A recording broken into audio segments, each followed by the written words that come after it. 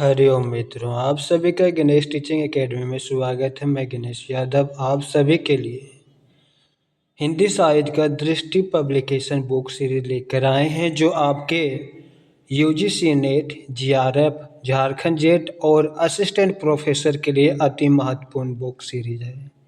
मित्रों, आज के क्लास में हम इकाई 2 के अंतर्गत आदिकाल का महा रिवीजन क्लास लेकर आया हूँ। यह क्लास आपके उत्तर प्रदेश, मध्य प्रदेश, छत्तीसगढ़, राजस्थान, बिहार, झारखंड, हरियाणा, हिमाचल प्रदेश आदि राज्यों का TGT, PGT, LT grade, GIC, GDC, SET, TRE, state assistant professor आदि परीक्षाओं के लिए अति महत्वपूर्ण है। चलिए अब हम महा रिवीजन क्लास को स्टार्ट करते हैं। एक ही क्लास में आदिकाल का सारा टॉपिक समाप्त कर देंगे। चलिए, दृष्टि पब्लिकेशन का जो बुक सीरीज है वह आपके आचार्य रामचंद्र शुक्ल का जो हिंदी साहित्य का इतिहास बुक है, उसी के आधार पर यह बुक प्रकाशन किया गया है। इसीलिए आपके लिए यह क्लास और भी अति महत्वपूर्ण हो जाता है। चलिए अब हम देखेंगे। आदिकाल में भाषा के आधार पर मुख्यतः 2 प्रकार की रचनाएं मिलती है। पहला अपभ्रंश की और दूसरा है देश भाषा, जिसे बोलचाल की भाषा कहते हैं। इसी आधार पर शुक्ल जी ने आदिकाल का विभाजन किया है। अपभ्रंश काव्य और देश भाषा काव्य इसके अंतर्गत केवल 12 ग्रंथ को ही साहित्यिक मानते हुए इस प्रकार वर्गीकृत किया है। अपभ्रंश भाषा का काव्य विजयपाल रसो, हमीर रसो, कीर्तिलता, कीर्ति पताका।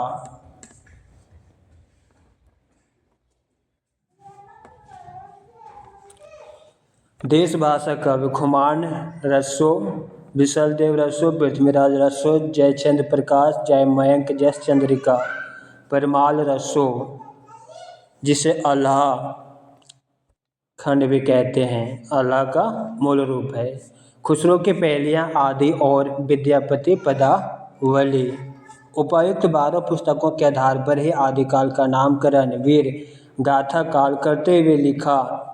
इनमें से अंतिम 2 तथा विशलदेव रसों को छोड़कर सब ग्रंथ वीरगाथात्मक ही है। अतः आदिकाल का नाम वीर गाथा काल ही रखा जा सकता है।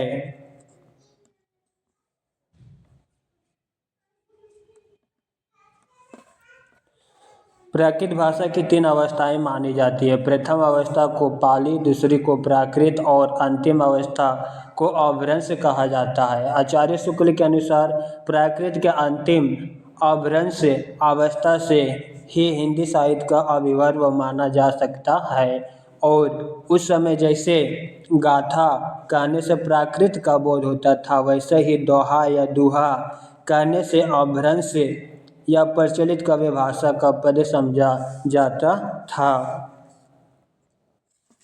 आचार्य शुक्ल ने अपभ्रंश के लिए प्राकृत भाषा हिंदी, प्राकृत की अंतिम अवस्था और पुरानी हिंदी जैसे शब्दों का प्रयोग किया।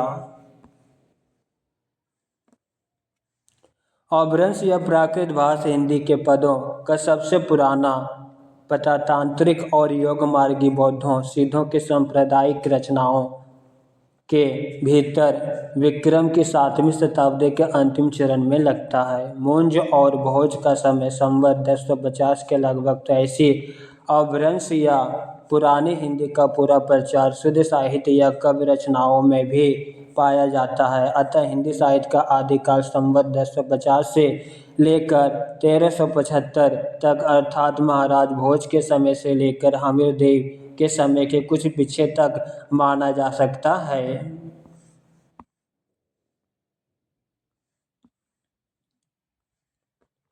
हालांकि प्रथम सिद्ध सरप्पा का समय राहुल संस्कृति आइन के अनुसार सामान्यतः 769 ईस्वी स्वीकार किया जाता है, किंतु शुक्ल जी ने उनका समय 633 ईस्वी विक्रम संवत 690 माना है। अतः इसी आधार पर उन्होंने 8वीं शताब्दी के बजाय 7वीं शताब्दी के सिद्धों की रचनाओं में अपभ्रंश के पदों की प्राप्ति को माना है।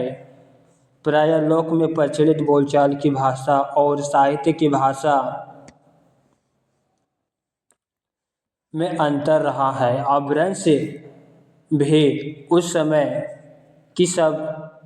के ठीक बोलचाल की भाषा नहीं थी जिस समय की रचनाएं मिलती है, बल्कि उस समय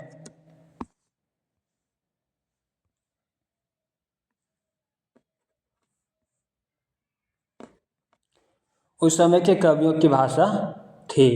शुक्ल जी ने अपभ्रंश के संबंध में लिखा है, बोलचाल की भाषा घिस घिस कर बिल्कुल जिस रूप में आ गई थी सारा वही रूप ना लेकर कवि और चारण आदि भाषा का बहुत कुछ वह रूप व्यवहार में लाते थे जो उनसे 100 वर्ष पहले से कवि परंपरा रखती चली आती थी। अपभ्रंश के जो नमूने हमें पदों में मिलते हैं वे उस कव्य भाषा के हैं जो अपने पुरानेपन के कारण बोलने की भाषा से कुछ अलग बहुत दिनों तक आदिकाल के अंत क्या उसके कुछ पीछे तक पोथियों में चलती रही। यह नेट जून 2019 में यह प्रश्न पूछा जा चुका है। उस समय की बोलचाल की भाषा को विद्यापति ने देसी भाषा कहा। उन्हीं की प्रेरणा से शुक्ल जी ने देश भाषा शब्द का प्रयोग किया। उस समय की बोलचाल की भाषा देश भाषा के दो रूप आदिकालीन रचनाओं में मिलते हैं। प्राकृत की रूढ़ियों से बहुत कुछ मुक्त और पूरी तरह मुक्त। अमीर खुसरो और विद्यापति की भाषा प्राकृत की रूढ़ियों से मुक्त है। देश भाषा के अन्य रचनाओं पर प्राकृत की रूढ़ियों का थोड़ा बहुत प्रभाव दृष्टिगोचर होता है। शुक्ल जी ने आदिकाल को 4 प्रकरणों अध्यायों के अंतर्गत विवेचित किया है। प्रकरण 1 में सामान्य परिचय, प्रकरण 2 में अपभ्रंश काव्य, प्रकरण 3 में देश भाषा काव्य और प्रकरण 4 में फुटकर रचना। मित्रों, आपके परीक्षाओं में पूछा जाता है कि प्रकरण 1, 2, 3 और 4 इन सभी का दे देगा और एक साइड इसका ये सारा नाम दे देगा। इसे सही मिलान करने के लिए बोला जाता है। इसलिए कौन से प्रकरण में क्या लिखा गया उसे भी याद करना बहुत ज़रूरी है। जैसे कि प्रकरण 1 में क्या है, सामान्य परिचय, प्रकरण 2 में अपभ्रंश काव्य, प्रकरण 3 में क्या है, देश भाषा काव्य और प्रकरण 4 में क्या है, फुटकर रचनाएं। तो आपको इस तरह से याद करना है ताकि आप परीक्षा में कोई भी प्रश्न को छोड़कर ना आए। चलिए आगे हम देखते हैं।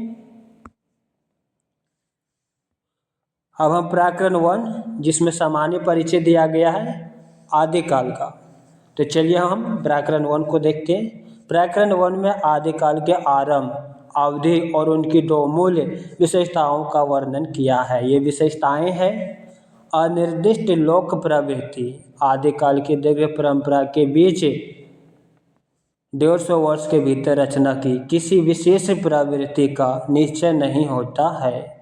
धर्म, नीति, श्रृंगार, वीर सब प्रकार की रचनाएं दोहों में मिलती है। इस काल की जो साहित्यिक सामग्री प्राप्त है उसमें कुछ तो असंदिग्ध है और कुछ संदिग्ध है। असंदिग्ध सामग्री जो कुछ प्राप्त है उसकी भाषा अपभ्रंश अर्थात प्राकृत आभास हिंदी है। अब हम प्रकरण 2 देखेंगे जिसके अंतर्गत अपभ्रंश काव्य है।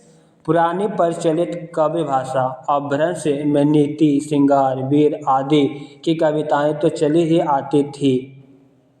जैन और बौद्ध धर्माचार्य अपने मतों की रक्षा और प्रचार के लिए भी इसमें उपदेश आदि की रचनाएं करते थे।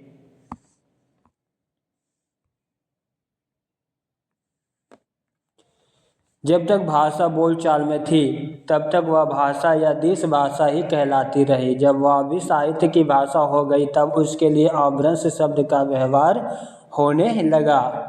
अपभ्रंश नाम पहले पहलवल्लभ के राजा धारसेन द्वितीय के शिलालेख में मिलता है जिसमें उसने अपने पिता गुसेन विक्रम संवत 650 के पहले को संस्कृत, प्राकृत और अपभ्रंश तीनों का कवि कहा है। जैन सिद्ध एवं नाथों का वर्णन इसी प्रकरण में किया गया है, किंतु शुक्ल जी की अस्पष्ट मान्यता है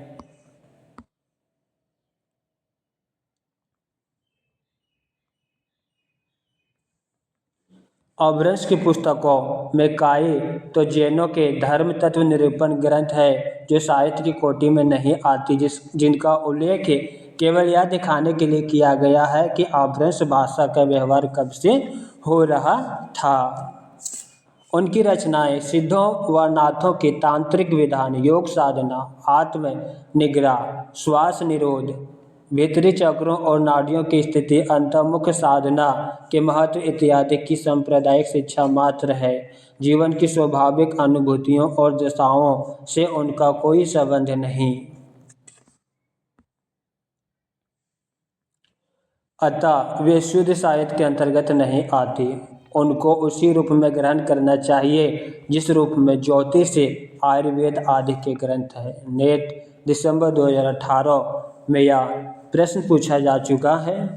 सिद्धों व नाथों की रचनाओं का वर्णन दो कारणों से किया है: भाषा और सांप्रदायिक प्रवृत्ति और उसके संस्कार की परंपरा। कबीर आदि संतों को नाथपंथियों से जिस प्रकार सखी और बानी शब्द मिले, उसी प्रकार सखी और बानी के लिए बहुत कुछ सामग्री और साधु कड्डी भाषा भी है।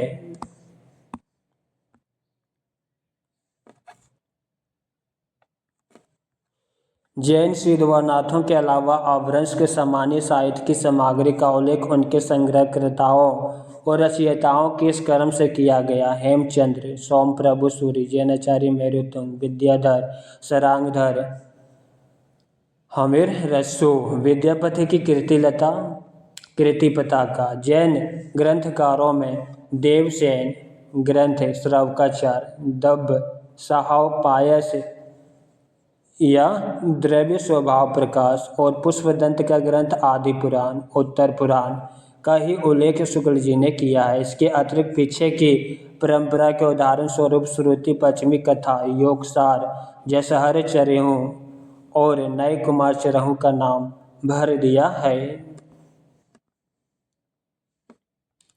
चरित्र काव्य का आख्यान काव्य के लिए अधिकतर चौपाई दोहों की पद्धति ग्रहण की गई है। चौपाई दोहे की यह परंपरा हम आगे चलकर सूफियों की प्रेम कहानियों में, तुलसी के रामचरितमानस में तथा छत्र प्रकाश, ब्रजविलास, सबल सिंह चौहान के महाभारत इत्यादि अनेक आख्यान काव्यों में पाते हैं। बौद्ध धर्म से निकली वज्रायन शाखा के तांत्रिक योगियों को सिद्ध कहा गया। सिद्धों की संख्या 84 मानी गई है। वज्रायन बौद्ध धर्म का विकृत रूप था। इसमें सिद्धि प्राप्ति के लिए मद तथा स्त्री विशेषता डोमनी, रजकी आदि का, जिससे शक्ति योगिनी या महामुद्रा कहते थे, योग या सेवन आवश्यक था। इसी से सिद्धों ने महासुखवाद का प्रवर्तन किया। महासुख वह दशा बताई गई है जिसमें साधक शून्य में इस प्रकार विलीन हो जाता है जिस प्रकार नमक पानी में। इस दशा का प्रतीक खड़ा करने के लिए युग्मनग्न स्त्री पुरुष का आलिंगनबद्ध जोड़ा की भावना की गई है। नेट जुलाई 2018 में यह प्रश्न पूछा जा चुका है। प्रज्ञा और उपाय के योग से महासुख दशा की प्राप्ति मानी गई। इसे आनंद स्वरूप ईश्वरत्व ही समझिए। निर्माण के 3 अवयव ठहराए गए: शून्य, विज्ञान और महासुख। निवारण के सुख का स्वरूप ही महाशोरिषा वास सुख के समान बताया गया। नेट जुलाई 2019 में यह प्रश्न पूछा गया है। प्रथम सिद्ध सरप्पा सहज जीवन पर बहुत बल देते थे। इसी से वज्रायन शाखा को सहजयान भी कहा जाता है।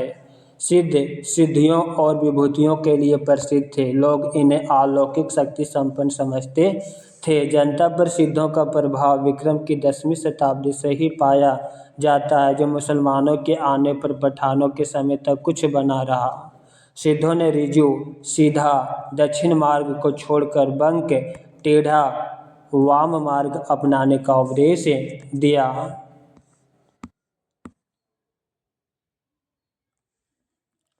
कैसा ही शुद्ध और सात्विक धर्म हो, गुहा और रहस्य के प्रवेश से वह किस प्रकार विकृत और पाखंडपूर्ण हो जाता है। वज्रायन के वज्रायन इसका प्रमाण है।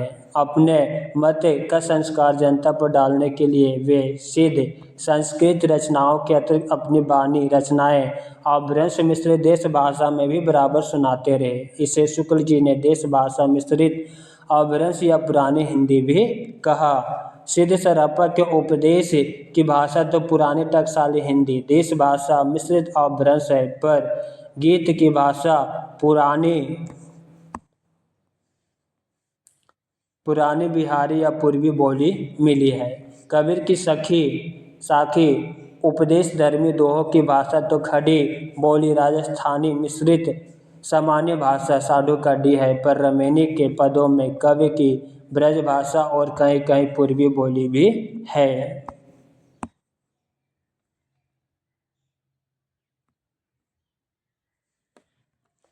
उस समय की सर्वमान्य व्यापक कव्य भाषा नागर अपभ्रंश का ढांचा शौरसेनी प्रस्तुत अपभ्रंश अर्थात ब्रज और खड़ी बोली पश्चिमी हिंदी का था।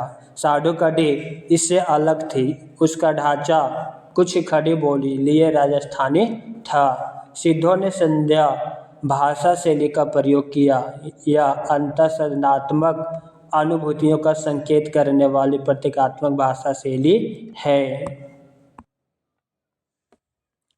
गोरखनाथ ने पतंजलि के उच्च लक्ष्य ईश्वर प्राप्ति को लेकर हठ योग का प्रवर्तन किया। गोरखनाथ का नाथ पंथ बौद्धों की वज्रायन शाखा से ही निकला है। नाथों ने वज्रायनी सिद्धों के विरुद्ध मध्य मास व मैथुन के त्याग पर बल देते हुए ब्रह्मचर्य पर जोर दिया, साथ ही शारीरिक मानसिक शुचिता अपनाने का संदेश दिया।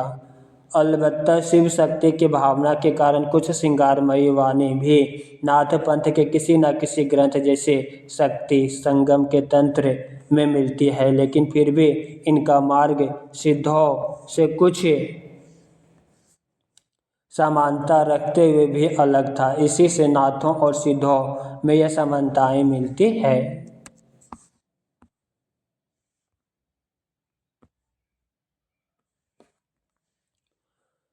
दोनों नाद और बिंदु के योग से जगत की उत्पत्ति मानते थे। बाह्य पूजा विधान तीर्थान आदि को व्यर्थ मानते हुए अंतर्मुखी साधना पर बल दिया।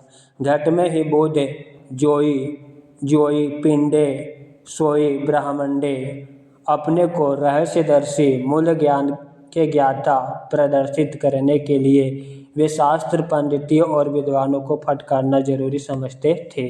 सद्गुरु का महात्म्य दोनों में बहुत अधिक था।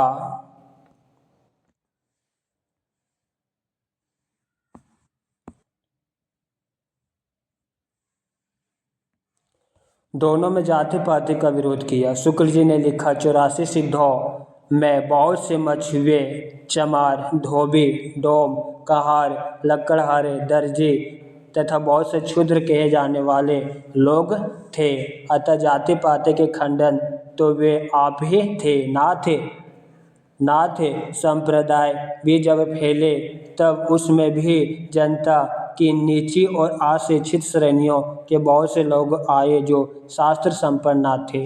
सिद्धों के घर के भीतर चक्र नाड़ियाँ शून्य देश आदि मानकर साधना करने के बाद फैलाई और नाद बिंदु सुरति निरति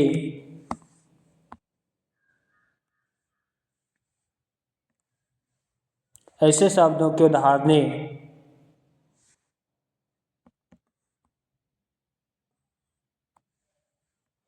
ऐसे शब्दों को धारणी करना सिखाया। यही परंपरा अपने ढंग पर नाथ पंथियों ने भी जारी रखी। योग संबंधी अंतर्मुखी साधना के कारण दोनों ने संध्या भाषा शैली का प्रयोग किया। ध्यान रहे कि नाथों की भाषा सिद्धों से भिन्न थी, जिसका आगे वर्णन किया जाएगा। सिद्धों के प्रभाव भारत के पूर्वी भाग में था। नाथों ने देश के पश्चिमी भागों राजपूताने और पंजाब को अपना क्षेत्र बनाया। नाथों की संख्या 9 मानी जाती है। ये कान में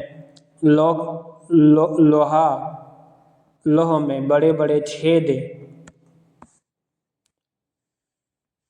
कान की लौ में बड़े बड़े छेद करके स्फटिक के भारी भारी कुंडल पहनते हैं। इन्हें कनफड्डे कहलाते थे।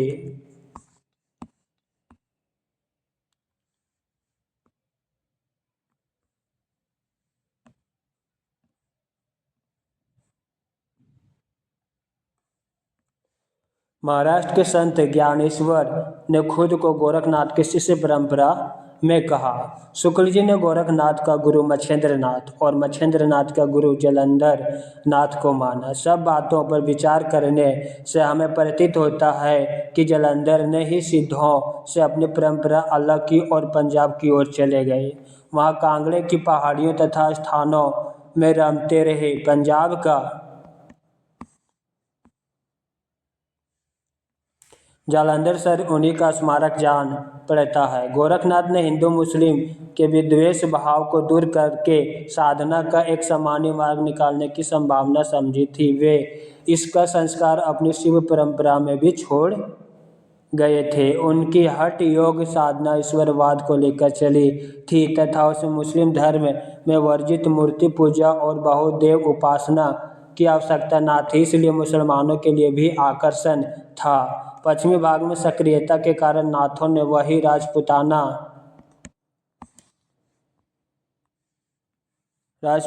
व पंजाब की भाषा को अपनाया। साथ ही मुस्लिमों को भी अपनी बानी सुनाने के लिए खड़ी बोली का समावेश किया, क्योंकि उनकी बोली अधिकतर दिल्ली के आसपास की खड़ी बोली थी। इस प्रकार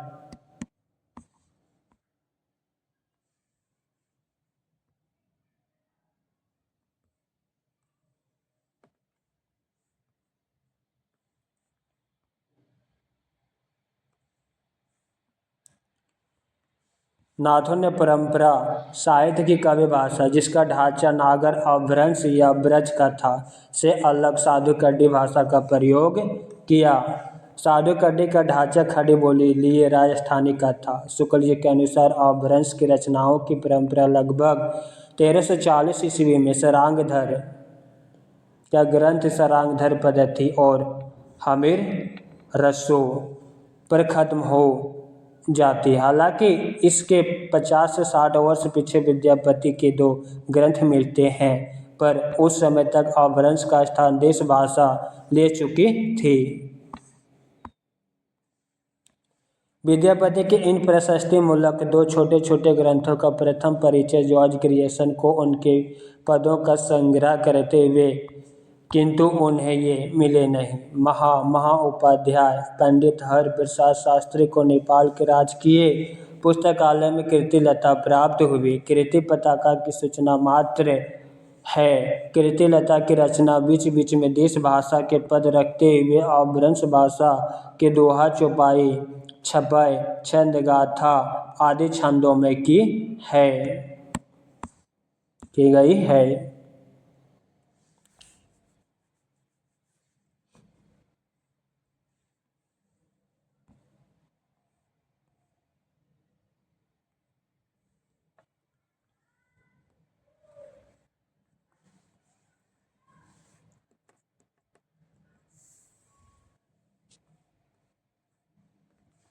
विद्यापति के अपभ्रंश की 2 विशेषताएं। पहला, यह पूर्वी अपभ्रंश है। दूसरा, प्रायद्वीश भाषा कुछ अधिक लिए है और उसमें तत्सम संस्कृत शब्दों का वैसा आविष्कार नहीं है। वह प्राकृत की रूढ़ियों से उतनी अधिक बंधी नहीं है।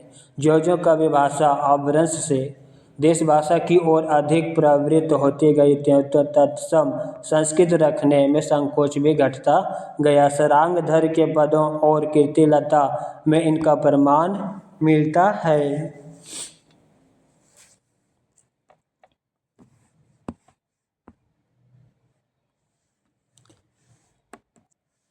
काव्य रचना के लिए भाषा अपभ्रंश से देश भाषा की ओर उन्मुख हो रही थी, जिसमें भाषा में लगातार बदलाव देखने को मिलता है। विशेष रूप से अपभ्रंश के 3 रूप मिलते हैं।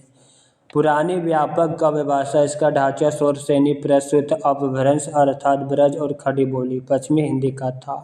सिद्धों की भाषा यही थी। साधु कड्डी, इसका ढांचा खड़ी बोली लिए राजस्थानी का था। नाथों ने इसे प्रयोग किया। सारंगधर और विद्यापति की प्राकृत की रूढ़ियों से लगभग मुक्त होने की प्रक्रिया की शुरुआत का परिचय देती है। भाषा इसका सर्वाधिक प्रधान लक्षण तत्सम शब्दों के प्रयोग में घटता संकोच था। अब हम प्रकरण 3 देखेंगे, जिसके अंतर्गत देश भाषा कवि या वीरगाथा काल दिया गया है। चलिए प्रकरण 3 को स्टार्ट करते हैं। प्रकरण 3 में देश भाषा उसमें रचित रसों कवि और 7 ग्रंथों का विवेचन किया गया। ये 7 ग्रंथ इस प्रकार है। खुमान रसो दलपति विजय का ग्रंथ है। विशलदेव रसो नरपति नल्हा का ग्रंथ है। पृथ्वीराज रसो चंद्रवरदायी का ग्रंथ है। जय चंद्र प्रकाश भट्ट केदार का ग्रंथ। जय मयंक जस चंद्रिका मधुकर कवि का ग्रंथ। परमार रसो जगनिक का ग्रंथ है। रनमल छंद श्रीधर का ग्रंथ है।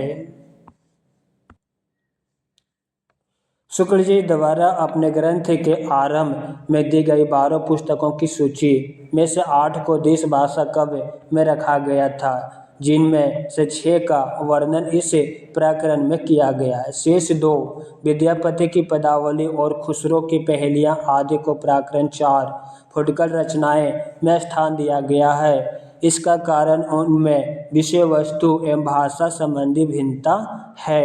प्रशस्ति काव्य को ही रसो कहा गया है। इसे शुक्ल जी ने आदिकाल के प्रकरण 1 में ही स्पष्ट करते हुए लिखा था। राजाश्रित कवि और चारण जिस प्रकार नीति सिंगार आदि के फुटकल दोहे राजसभाओं में सुनाया करते थे, उसी प्रकार अपने आश्रयदाता राजाओं के पराक्रम पूर्ण चरित्रों या गाथाओं का वर्णन भी किया करते थे। यही प्रबंध परंपरा रसों के नाम से पाई जाती है, जिसे लक्ष्य करके इस काल को हमने वीरगाथा काल कहा है। गुप्त साम्राज्य के ध्वस्त होने पर हर्षवर्धन मृत्यु संवत 704 के उपरांत भारत का पश्चिमी भाग ही भारतीय सभ्यता और बल वैभव का केंद्र हो रहा था। कनौज, अजमेर, आइलवाड़ा आदि बड़ी बड़ी राजधानियाँ उधर ही प्रतिष्ठित थी। उधर की भाषा ही शिष्ट मानी जाती थी और कवि चारण उसी भाषा में रचना करते थे। प्रारंभिक काल जो साहित्य रसों हमें उपलब्ध है, उसका आविर्भाव उसी भूभाग में हुआ। हर्षवर्धन के बाद केंद्रीय सत्ता न रहने से छोटे छोटे राज्य खुद को स्वतंत्र घोषित कर चुके थे। लड़ाई आम हो गई थी, कभी साम्राज्यवादी इच्छा तो कभी कभी शौर्य प्रदर्शन मात्र से लड़ाई मोल ली जाती थी। बीच बीच में मुसलमानों विदेशी आक्रांताओं के हमले भी होते रहे थे। इस प्रकार जिस समय से हमारे हिंदी साहित्य का अभ्युदय होता है, वह लड़ाई भिड़ाई का समय था, वीरता के गौरव का समय था। ऐसे में केवल वीरगाथाओं की उन्नति ही संभव थी। राजा भोज की सभा में खड़े होकर राजा की दानशीलता का लंबा चौड़ा वर्णन करके लाखों रुपए पाने वाले कवियों का समय बीत चुका था। राज दरबारों में शास्त्रार्थ की वह धूम नहीं रह गई थी। पांडित्य के चमत्कार पर पुरस्कार का विधान भी ढीला पड़ गया था। उस समय जो भाट या चारण किसी राजा के पराक्रम, विजय, शत्रु कन्या हरण आदि का अतिशयोक्तिपूर्ण आलाप करता या रण क्षेत्रों में जाकर वीरों के हृदय में उत्साह की उमंगें भरा करता था, वही सम्मान पाता था। प्रशस्ति मूलक कवि वीरगाथाओं की मुख्य विशेषता इस प्रकार है। पहला 2 रूपों में मिलता है, प्रबंध काव्य के साहित्यिक रूप में और वीर गीतों लेडर्स के रूप में। वीर रस में पद प्रचलित छंद दोहे की बजाय प्रायः छपाइयों में लिखे जाते थे। यूरोप के वीरगाथाओं की तरह ही मुख्य विषय युद्ध और प्रेम रहा। इस प्रकार इन कवियों में श्रृंगार का भी मिश्रण रहता था, पर गौण रूप में प्रधान वीर रस ही होता था। आश्रय कवि अपने राजाओं के शौर्य आदि गुणों का अतिशयोक्तिपूर्ण वर्णन करते थे। इससे इन कवियों में प्रथा अनुकूल कल्पित घटनाओं की बहुत अधिक योजना रहती थी।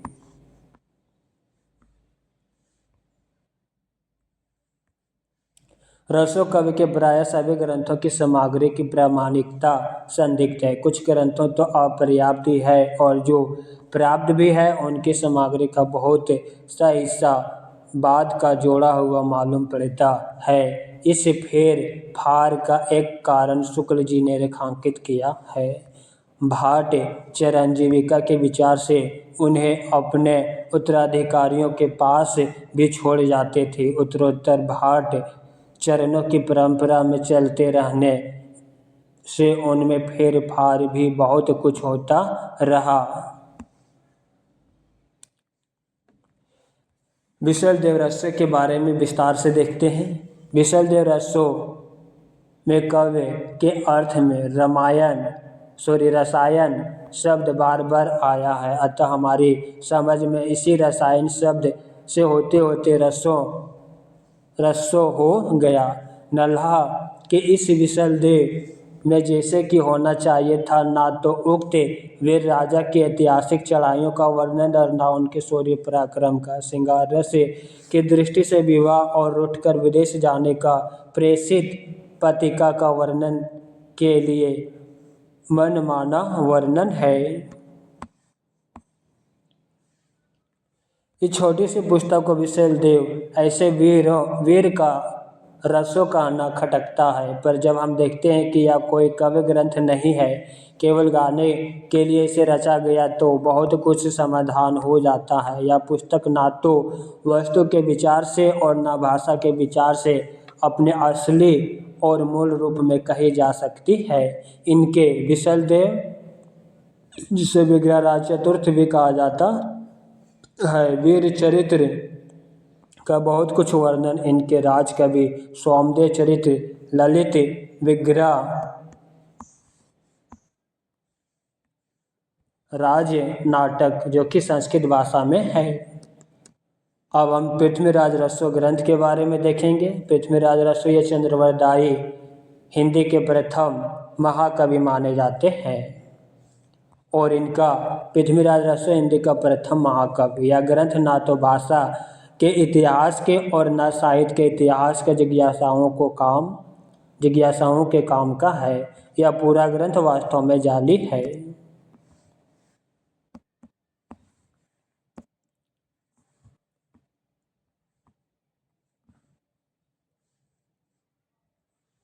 प्रादेशिक बोलियों के साथ साथ ब्रज या मध्य देश की भाषा का आश्रय लेकर एक सामान्य साहित्यिक भाषा भी स्वीकृत हो चुकी थी, जो चरणों में पिंगल भाषा के नाम से पुकारी जाती थी। अपभ्रंश के योग से शुद्ध राजस्थानी भाषा का जो साहित्यिक रूप था वह डिंगल कहलाता था।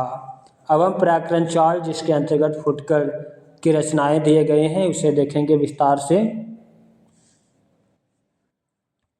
आदिकाल में मोटे तौर पर 3 तरह की भाषा मिलती है। प्राकृत की रूढ़ियों से बहुत कुछ बद्ध भाषा अपभ्रंश, इसके भी 3 रूप मिलते हैं। पहला प्रचलित काव्य भाषा सिद्ध, दूसरा साधु कड्डी नाथ और तीसरा सरांगधर विद्यापति की बोली अपभ्रंश। प्राकृत की रूढ़ियों में बहुत कुछ मुक्त भाषा, देश भाषा, इसके 2 रूप पिंगल और डिंगल। प्राकृत की रूढ़ियों में लगभग मुक्त भाषा विद्यापति, पदावली, खुसरो की पहेलियाँ आदि इसके उदाहरण हैं।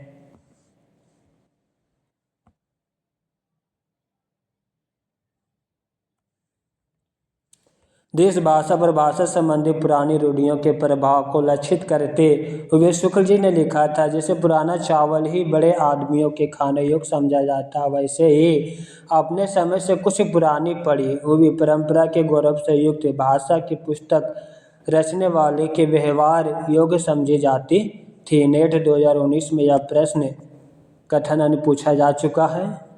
विद्यापति ने अपने पदावली और अमर खुसरो ने अपनी विभिन्न रचनाओं में जनता की बहुत कुछ असली बोलचाल और उनके बीच कहे सुने जाने वाले पदों की भाषा के बहुत कुछ असली रूप का प्रयोग किया। खुसरो ने पश्चिम और विद्यापति ने पूर्व की भाषा का प्रयोग किया। अब हम अमीर खुसरो के बारे में देखेंगे। अमीर खुसरो ये फारसी के बहुत अच्छे ग्रंथकार और अपने समय के नामी कवि थे। ये बड़े ही विनोदी, मिलनसार और सहृदयी थे। इसी से जनता की सब बातों में पूरा योग देना चाहते थे। इनकी पहेलियाँ और मुकरियाँ प्रसिद्ध है। इनमें उक्ति वैचित्र की प्रधानता थी। अध्यापक कुछ रसीले गीत और दोहे भी इन्होंने कहे हैं। खुसरो के नाम पर संग्रहित पहेलियों में कुछ प्रक्षिप्त और पीछे की जोड़ी पहेलियाँ भी मिल गई, इसमें संदेह नहीं। उदाहरण हुक्के वाली पहेलियाँ। हुक्का व तम्बाकू खुसरो के बहुत बार जहांगीर के समय प्रचारित हुआ। इनकी हिंदी की रचनाओं में दो प्रकार की भाषा का प्रयोग मिलता है। पहला ठेठ खड़ी बोलचाल पहेलियाँ मुकरियाँ और दो सुखाने में ही मिलती है। अद्यापि उनमें भी कहीं कहीं ब्रज भाषा की झलक है। दूसरा गीतों और दोहा की भाषा ब्रज या मुख्य प्रचलित काव्य भाषा ही है। खुसरो की भाषा दीर्घ मुख्य परंपरा के बीच किसी अंश तक शायद कुछ बदल गई होगी, उसका पुरानापन कुछ निकल गया होगा, पर यह निश्चित है कि उनका ढांचा कवियों और चरणों द्वारा व्यवहृत प्राकृत की रूढ़ियों से जकड़ी काव्य भाषा से भिन्न था। कबीर की अपेक्षा खुसरो का ध्यान बोलचाल की भाषा की ओर अधिक था, उसी प्रकार जैसे अंग्रेजों का ध्यान बोलचाल की भाषा की ओर अधिक रहता है।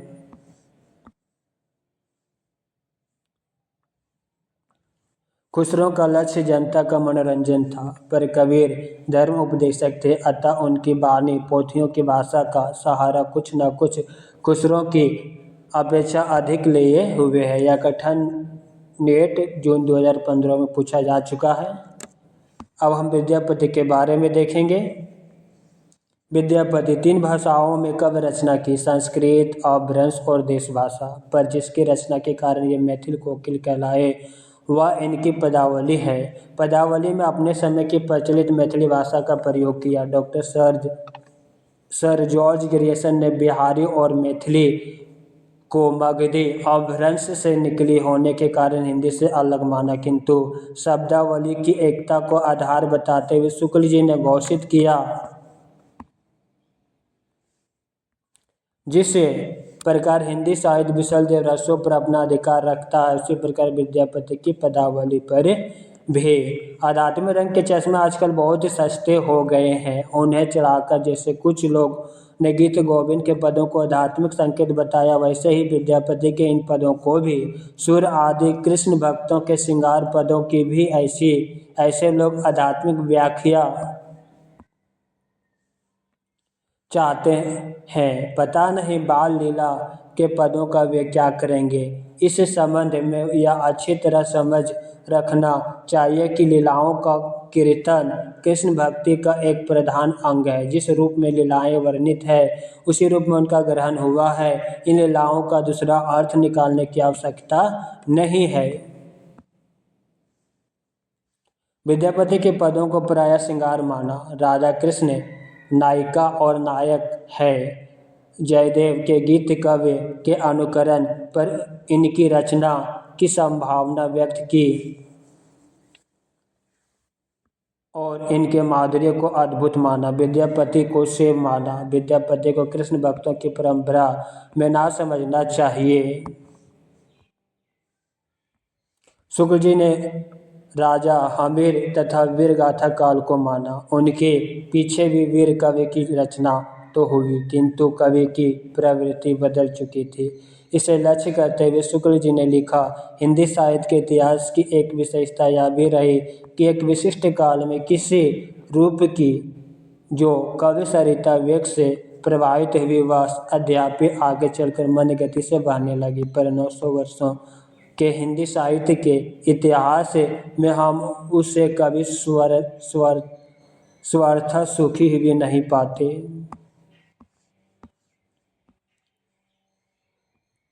मित्रों, प्रकरण 1, 2, 3 और 4 से जितना भी महत्वपूर्ण टॉपिक बन रहा था वो समाप्त हो चुका है। आगे हम आदिकाल संबंधित प्रमुख तथ्य को देखेंगे। सामान्य परिचय के अंतर्गत देखते हैं क्या क्या है।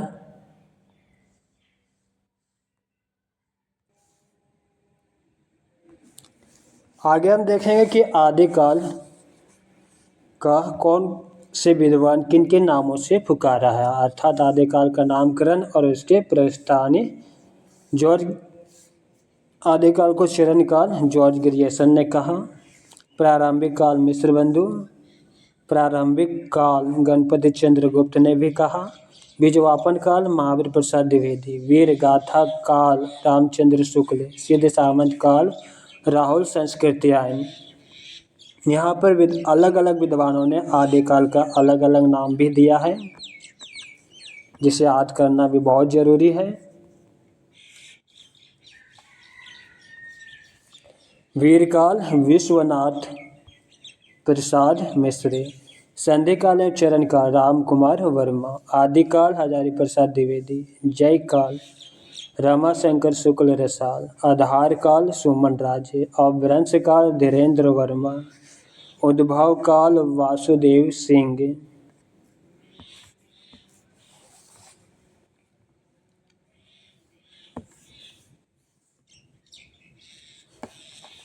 हिंदी का प्रथम कवि पुष्यदंत या पुंड। शिव सिंह सेंगर ने हिंदी का प्रथम कवि किसे माना, पुष्यदंत या पुंड को। गणपति चंद्र गुप्त ने शालिभद्र सूर्य को हिंदी का प्रथम कवि माना। स्वयंभू को प्रथम कवि रामकुमार वर्मा ने माना। सरहप्पा का प्रथम कवि राहुल संस्कृत्याय ने माना। अब्दुल रहमान को हिंदी का प्रथम कवि हजारी प्रसाद द्विवेदी ने माना। चलिए आगे देखते हैं। देवसेन कृत सरकाचार्य को हिंदी का प्रथम रचना माना जाता है। जॉर्ज ग्रियर्सन ने आदिकाल के अंतर्गत 9 कवियों को शामिल किया था। मिस्र बंधुओं ने आदिकाल में पहले 19 कवियों को शामिल किया था, फिर अगले संस्करण में सिद्धों एवं नाथों को शामिल कर संख्या 75 कर दी। आचार्य शुक्ल ने आदिकाल को अनिर्दिष्ट लोक प्रवृत्ति का युग कहा। आचार्य हजारी प्रसाद द्विवेदी ने आदिकाल को अत्यधिक विरोधी और व्याघातों का युग घोषित किया है। रामचंद्र शुक्ल के अनुसार उस समय जैसे गाथा कहने से प्राकृत का बोध होता था, वैसे ही दोहा या दुहा करने से अपभ्रंश पद समझा जाता था। हजारी प्रसाद द्विवेदी का कथन। हजारी प्रसाद द्विवेदी का कथन, दोहा या दुहा अपभ्रंश का अपना छंद है, उसी प्रकार जिस प्रकार गाथा प्राकृत का अपना छंद है। हजारी प्रसाद द्विवेदी ने अपने ग्रंथ हिंदी साहित्य का आदिकाल में लिखता है। इस प्रकार 10वीं से 14वीं शताब्दी का काल, जिसे हिंदी का आदिकाल कहते हैं, भाषा के दृष्टि से अपभ्रंश का ही बढ़ावा है। हजारी प्रसाद द्विवेदी के अनुसार डिंगल कवियों की वीर गाथाएं, निर्गुण संतों की वाणियाँ, कृष्ण भक्त का राग अनुराग, भक्ति मार्ग के साधकों के पद, राम भक्त या वैधि भक्ति मार्ग के उपासकों की कविताएं, सूफी साधना से पुष्ट मुसलमानों कवियों के तथा ऐतिहासिक हिंदी कवियों के रोमांच और रीति काव्य के 6 धाराएं अपभ्रंश कविता का स्वाभाविक विकास है। हजारी प्रसाद द्विवेदी, गणपति चंद्र गुप्त प्रभृति कुछ एक विद्वानों ने अपभ्रंश और हिंदी के मध्य निर्णायक रेखा खींचना कठिन मानकर भक्ति काल से ही हिंदी साहित्य की शुरुआत मानने का मत प्रकट किया है। वररुचि कृत प्राकृत प्रकाश उल्लेख्य रचना है।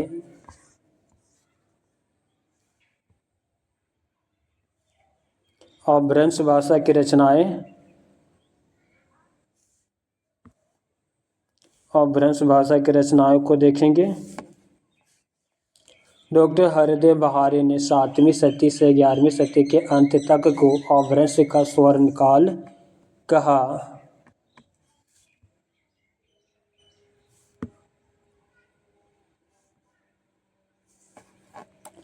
अपभ्रंश में 3 प्रकार के बंध मिलते हैं। पहला दोहा बंध, दूसरा पदधिया बंध और तीसरा गद्य पद बंध। अपभ्रंश का चरित्र काव्य किसी चरित्र विशेष पर आधारित काव्य पद्धतियाँ बंद में लिखा गया है। पद्धति 16 मात्राओं का छंद है। इसमें लिखे जाने वाले काव्यों को पद्धतियाँ बंद कहा गया। चरित्र काव्यों में पद्धतियाँ छंद की 8 पंक्तियों के बाद धत्ता दिया रहता है, जिसे कडवक कहते हैं।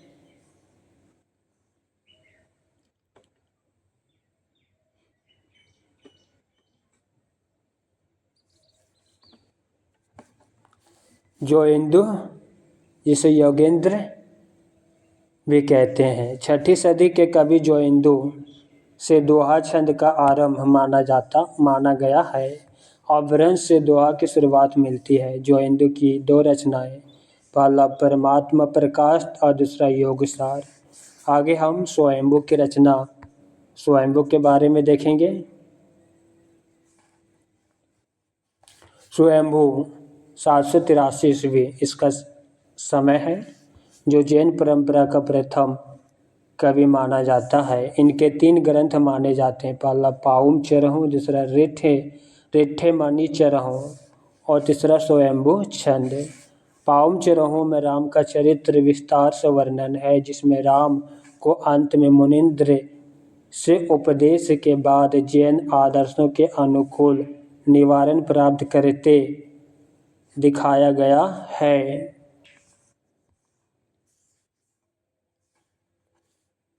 पाउम चरहु 5 कांड तथा 83 संधियों वाला विशाल महाकाव्य है। यह अपभ्रंश का आदि काव्य माना जाता है। पाउम चरहु को स्वयंभू के पुत्र त्रिभुवन ने पूरा किया। तुलसीकृत रामचरितमानस पर इनका प्रभाव पड़ा है। डॉक्टर भयानी ने इन्हें अपभ्रंश का इतिहास कहा।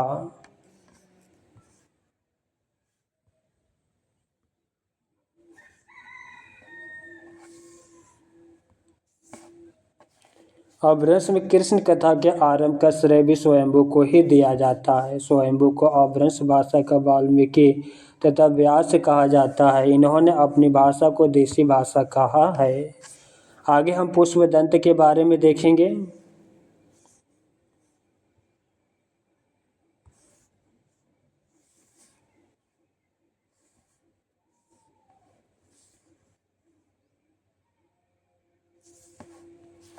पुष्पदंत मूलतः शिव थे, परंतु बाद में अपने आश्रयदाता के अनुरोध से जैन हो गए।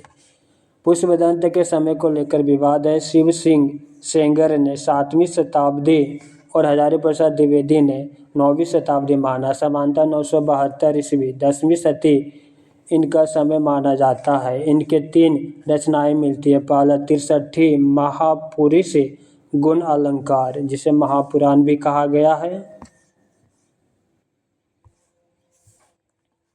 दूसरा नई कुमार चरहु, तीसरा जस हर चरहु, जिसे यशधर चरित्र भी कहा गया है। महापुराण में 63 महापुरुषों का जीवन चरित्र है। तीनों चरित्र आख्यान काव्य है। चरित्र काव्यों में चौपाई छंद का प्रयोग किया है। अपभ्रंश में चौपाई 15 मात्राओं का छंद था। स्वयं को अभिमान मेरु, काव्य रत्नाकर, कवि कुल तिलक आदि उपाधियां दी है।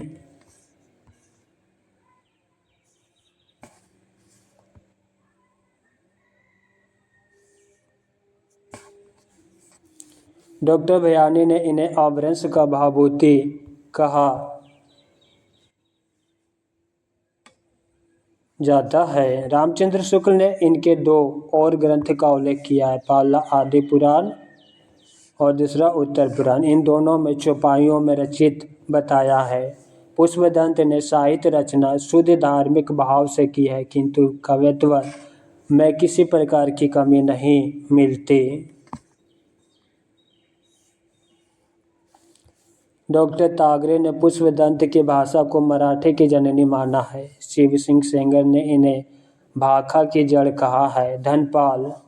धनपाल को मुंज ने सरस्वती की उपाधि दी थी। 10वीं सदी में भविष्यत कहा की रचना की। भविष्यत कहा का संपादन डॉक्टर याकोबी ने किया था। इसमें गजपुर के नगर सेठ धनपति के पुत्र भविष्य दत्त की लोक कथा वर्णित है। इस कथा के माध्यम से कवि ने बहुविवाह के दुष्परिणाम के साथ साध्वी और कुटिल स्त्री का अंतर प्रकट किया है। चतुर्मुख कवि के बारे में देखेंगे। हरिसेन ने धम्म परीक्षा में अपभ्रंश के 3 कवियों का उल्लेख किया। चतुर्मुख कवि स्वयंभू और पुष्पदंत। स्वयंभू ने चतुर्मुख को पद्य बंध का प्रवर्तक और सर्वश्रेष्ठ कवि कहा। जिनदत्त सूरि ने पहले अपभ्रंश में चरित्र कवियों की परंपरा ही प्रसिद्ध थी। इन्होंने अपने ग्रंथ उपदेश रसायन रास से 1114 ईस्वी में रस्य कवि परंपरा का प्रवर्तन किया। 80 पदों का नृत्य गीत रासलीला काव्य है।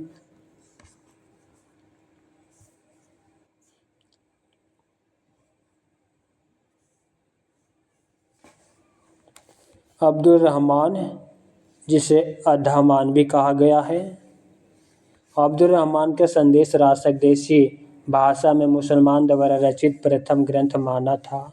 संदेश रासक में विक्रम पूर्व की एक वियोगिनी की व्यथा व्यक्त हुई है। इसका खंड काव्य का समय 12वीं सदी उत्तरार्ध या 13वीं सदी पूर्वार्ध माना गया है। विश्वनाथ त्रिपाठी ने इसकी भाषा का संक्रांति कालीन भाषा कहा है।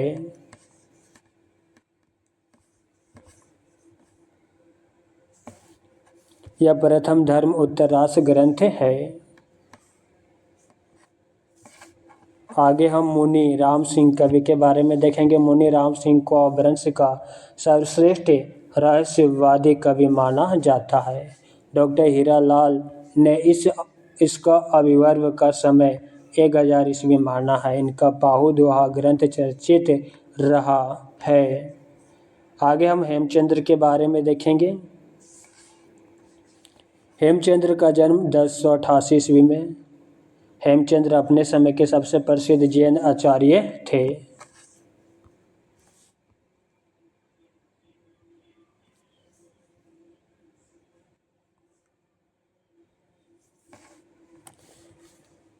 इन्हें हेमचंद्र को प्राकृतिक पन्नी कहा जाता है। इन्होंने अपभ्रंश के भाषिक और व्यवहारिक रूप का स्पष्ट, सुव्यवस्थित और मानक विवेचन किया।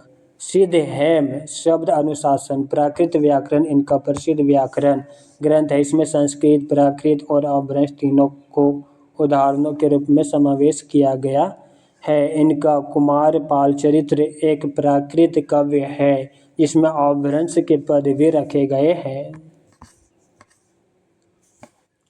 इनके अन्य ग्रंथ योग शास्त्र, छंद अनुशासन, देशी नाम माला, कोश, अन्य उल्लेख कबीर, सोम प्रभु सूरि, कुमारपाल प्रतिबोध 1184 ईस्वी, गद्य पद्यमय, संस्कृत प्राकृत कवि, बीच बीच में अपभ्रंश के दोहे आए हैं।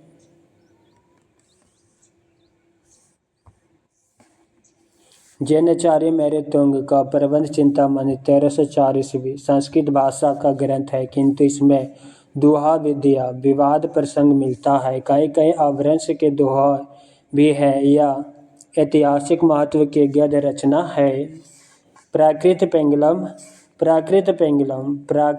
पिंगल सूत्र में विद्याधर, सरांगधर, उज्जल, बब्बर आदि कवियों की रचनाएं मिलती है। इसमें प्राकृत और अपभ्रंश के छंदों का विवेचना के रूप में विभिन्न कवियों की रचनाएं छंद संकलित की गई। इसका संग्रह 14वीं सदी के अंत में लक्ष्मीधर ने किया था। बंशीधर नामक किसी विद्वान ने इसकी टीका लिखी। प्राकृत पिंगलम में संकलित कवि बब्बर के पदों में सुखी और संपन्न जीवन क्या है का चित्रण मिलता है। प्राकृत पिंगलम में वर्णित 8 छंदों के आधार पर आचार्य शुक्ल ने हमें रसों की कल्पना की व इसके रचयिता सरांगधर को माना।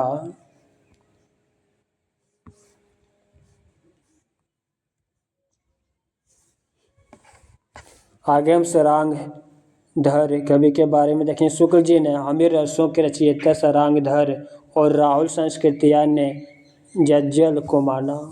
हजारी प्रसाद द्विवेदी के अनुसार हमीर शब्द किसी पात्र का नाम ना होकर विशेषण है जो अमीर का विकृत रूप है। सरांगधर का सरांगधर पद्धति ग्रंथ संस्कृत का पदकोश है जिसमें बीच बीच में देश भाषा के वाक्य भी रखे गए हैं।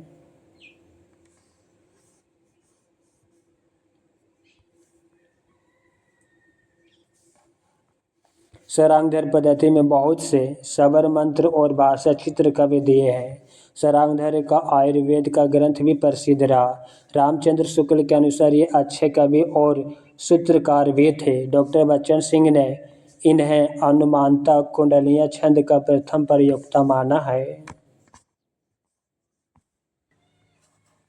नाथ मत एवं साहित्य, चलिए देखते हैं। यह क्लास आपकी जो दृष्टि पब्लिकेशन है या बुक आपके आचार्य रामचंद्र शुक्ल बुक के आधार पर यह बुक को बनाया गया है जो हिंदी साहित्य के विद्यार्थियों के लिए अति महत्वपूर्ण है। आचार्य हजारी प्रसाद द्विवेदी का कथन देखेंगे, नाथ पंथ या नाथ संप्रदाय के सिद्ध मत सिद्ध मार्ग, योग संप्रदाय, अवधूत मत एवं अवधूत संप्रदाय नाम भी प्रसिद्ध है। कबीर पुस्तक से यह कथन है। अन्य आचार्य हजारी प्रसाद द्विवेदी का एक पुस्तक कबीर है जिसमें यह पंक्ति हजारी प्रसाद द्विवेदी ने लिखा है। आचार्य शुक्ल का कथन, गोरखनाथ के नाथ पंथ का मूल भी बौद्धों की यही वज्रायन शाखा है। 84 सिद्धों में गोरखनाथ गोरछप्पा भी गिन लिए गए हैं, पर यह स्पष्ट है कि उन्होंने अपना मार्ग अलग कर लिया। नवनाथ, नाथ संप्रदाय में नवनाथ हैं, उन नवनाथों का देखते हैं।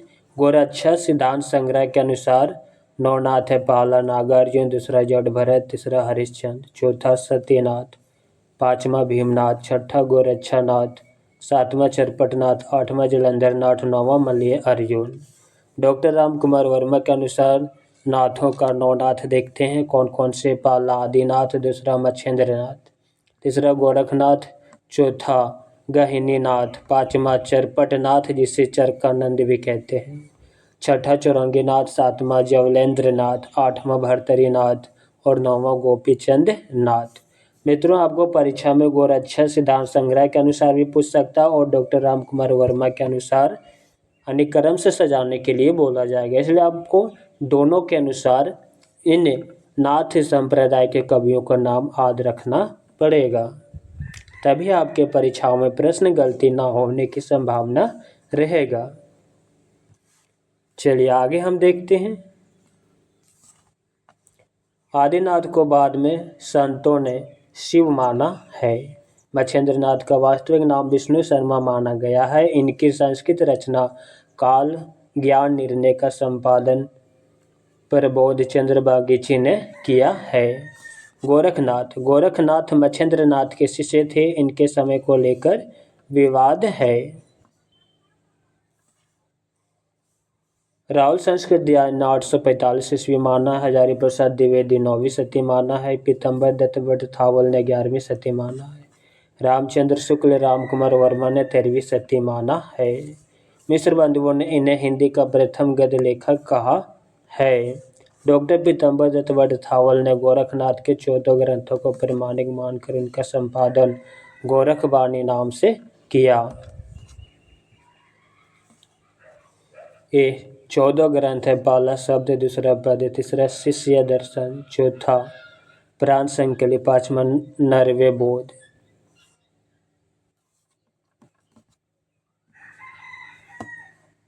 छठा आत्मबोध, सातवां अभय मात्रा योग, आठवां 15 तिथि, नौवां ग्रंथ सप्तवार, 10वां मच्छिंद्र गोरख बोध, 11वां रोमावली, 12वां ज्ञान तिलक। यह सभी ग्रंथ अति महत्वपूर्ण है। ज्ञान ज्योतिषा पंचमात्रा, इनके संस्कृत भाषा में लिखे ग्रंथ है। सिद्ध सिद्धांत पद्धति, विवेक मार्तंड, शक्ति संगम तंत्र, निरंजन पुराण, विराट पुराण, गो रक्षा शतक, योग सिद्धांत पद्धति, योग चिंतामणि। आचार्य हजारी प्रसाद द्विवेदी के अनुसार शंकराचार्य के बाद इतना प्रभावशाली और इतना महिमान्वित भारतवर्ष में दूसरा नहीं हुआ। भारतवर्ष के कोने कोने में उनके अनुयायी आज भी पाए जाते हैं। भक्ति आंदोलन के पूर्व सबसे शक्तिशाली धार्मिक आंदोलन गोरखनाथ का भक्ति मार्ग ही था। गोरखनाथ अपने युग के सबसे बड़े नेता थे। अन्य उल्लेख बिंदु, चौरंगीनाथ गोरखनाथ के शिष्य थे। भक्तों में ये पूरन भगत के नाम से प्रसिद्ध हुए। इनके नाथों को इन नामों से भी जाना जाता है। मच्छेंद्रनाथ को मीननाथ, मच्छेंद्रनाथ चौथे बोधिसत्व आलोकेश्वर। इन जो नाथ दिए गए उनको एक से अधिक नाम है। जलंधर का नाम बालनाथ भी है। नागार्जुन को रसायनी भी कहा गया है। चौरंगीनाथ को पूरन भगत भी कहा जाता है। नागार्जुन, गोरखनाथ, चरपट और जालंधर का नाम नाथ और सिद्ध दोनों में गिना जाता है। अर्थात नागार्जुन, गोरखनाथ, चरपट और जालंधर यह जो चार कवि है इसका नाम नाथ साहित्य और सिद्ध साहित्य दोनों में गिना जाता है। या कह सकते हैं कि यह दोनों मत से संबंधित पुस्तकों की रचना किया है। अब हम जैन मत एवं साहित्य को देखेंगे।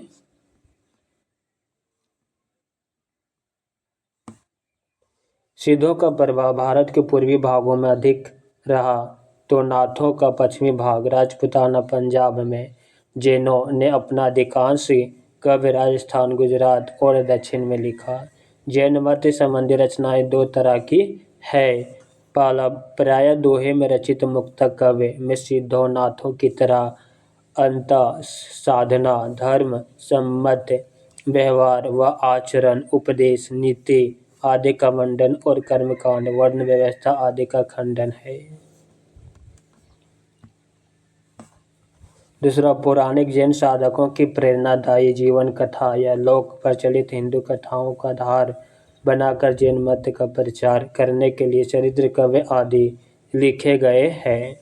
स्वयंभू, पुष्पदंत, धनपाल, जिनदत्त सूरि, हेमचंद्र, सोमप्रभु सूरि, जैनाचार्य मैरुतुंग आदि जैन कवि थे। जैन साहित्य में रस्य काव्य परंपरा प्रसिद्ध रही। उससे संबंधित मुख्य तथ्य इस प्रकार है। प्राचीनतम ग्रंथ रिपुदरन रास संस्कृत भाषा में डॉक्टर दशरथ ओझा ने 905 ईस्वी समय माना है। अपभ्रंश में प्रथम उपदेश रसायन रास ग्रंथ है। हिंदी में प्रथम भारतेश्वर बाहुबली रास ग्रंथ, प्रथम धर्म उत्तर रास ग्रंथ संदेश रासक। हिंदी का प्रथम ऐतिहासिक रास ग्रंथ है पंच पांडव रचित रास। शालिभद्र सूरि टूका ग्रंथ है 1350 ईस्वी।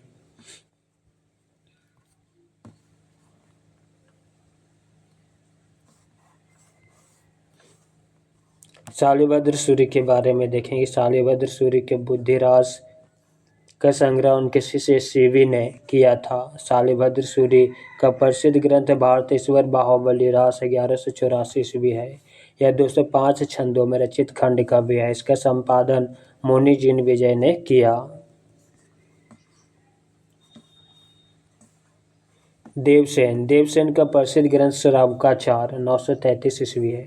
श्रावकाचार में 250 दोहे में श्रावक धर्म का वर्णन है। गृहस्थ जीवन धर्म उस वर्णन का केंद्र है। इनका नय चक्र, लघु नय चक्र भी प्रसिद्ध ग्रंथ है। बृहद नय चक्र मूलतः दोहा बंद अपभ्रंश भाषा में था, किंतु बाद में शुभंकर के कहने से मैल धवल ने इसे गाथाबंद प्राकृत भाषा में कर दिया। देवसेन ने अपने ग्रंथ दर्शनसार में जैन धर्म के अनेक संघों की उत्पत्ति लिखी है और उसे जैनाभास नाम दिया है। देवसेन के अन्य ग्रंथ है आराधना सार, तत्वसार, भाव संग्रह और सवय धम दोहा।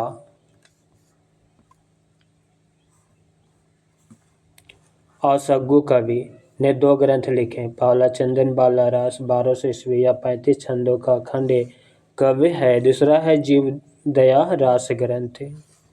विजय सेन सूरी का प्रसिद्ध ग्रंथ रेवंतगिरी रास 1231 ईस्वी। इसमें जैन तीर्थ रेवंतगिरी और तीर्थकर नेमिनाथ की प्रतिमा का महत्व वर्णित है।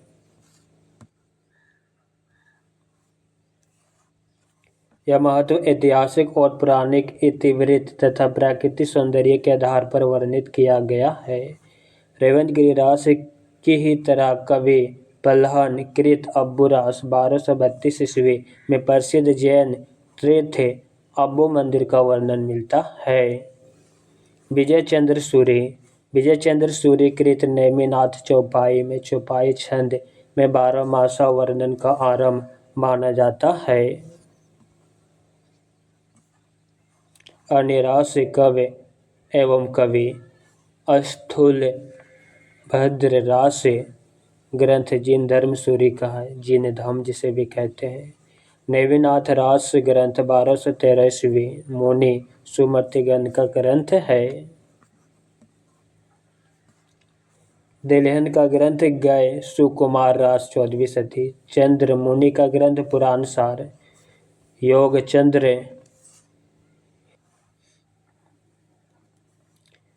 चंद्र मुनि का ग्रंथ योगसार। श्रवकाचार एवं भारतेश्वर बाहुबली रास की तुलना में चंदन बाला रास, स्थूलभद्र रास, रेवंतगिरी रास एवं नेमिनाथ रास की भाषा प्राकृत के रूढ़ियों और वंश के प्रभाव से बहुत कुछ मुक्त है। आगे हम फागु काव्य को देखेंगे। जैन कवियों ने फागु काव्य भी लिखे। फागु बसंत ऋतु, होली आदि के अवसर पर गाया जाने वाला मादक गीत होता है। सर्वाधिक प्राचीन फागु ग्रंथ जिन चंद सूरी कृत जिन चंद सूरी फागु 1284 ईस्वी को माना जाता है। इसमें 25 छंद है।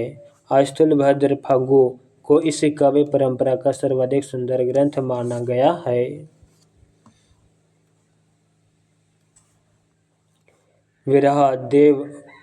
विरहादेशावरी फागु व श्री नेमिनाथ फागु राजशेखर सूरी का ग्रंथ है। इसी परंपरा के अन्य चर्चित ग्रंथ है। वसंत विलास फागु धर्म उत्तर फागु ग्रंथ है। आगे हम रसो काव्य को देखेंगे।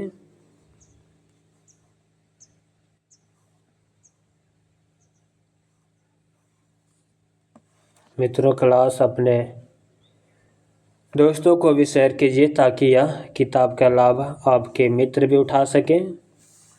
रसो काव्य 2 रूप में मिलता है। पहला प्रबंध, दूसरा वीर गीत जिसे विलेडस भी कहते हैं।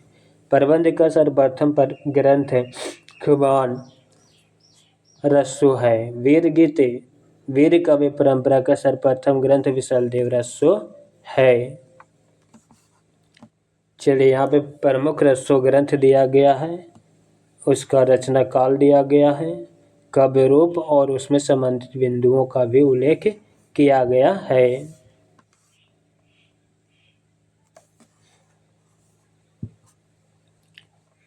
रचना एवं रचनाकार, रचना काल, काव्य रूप और संबंधित उल्लेख बिंदु। खुमान रसो दलपति विजय का ग्रंथ 9वीं सदी प्रबंध काव्य है। इसमें चित्तौड़ नरेश खुमान की वीरता का वर्णन किया गया है। मेवाड़ के परवर्ती शासकों महाराणा प्रताप सिंह, राज सिंह का वर्णन इससे लगता है कि यह रचना 17वीं सदी के आसपास की है, किंतु यह बाद में जोड़ा गया है। यह 5000 छंदों का विशाल काव्य ग्रंथ है। नरसिंह भट्ट का वीर गीत ग्रंथ विजयपाल रसो 11वीं सदी। यह रचना अनुपलब्ध है। विजयगढ़ के राजा विजयपाल का प्रशस्ति ग्रंथ है। विसल देव रसो वीर गीत ग्रंथ है किसका? नरपति नल्हा का। यह 12वीं सदी का ग्रंथ है विसल देव रसो। इसमें एक विरह परक संदेश काव्य जिसमें अजमेर के राजा चौहान विसल देव तथा राजा भोज की पुत्री राजमती के विवाह वियोग और पुनः मिलन की कथा है। रसो होते हुए भी यह प्रधानता श्रृंगारी काव्य है। हिंदी में सर्वप्रथम 12 मासा वर्णन इसी ग्रंथ में अर्थात विसल देव रसो ग्रंथ में मिलता है।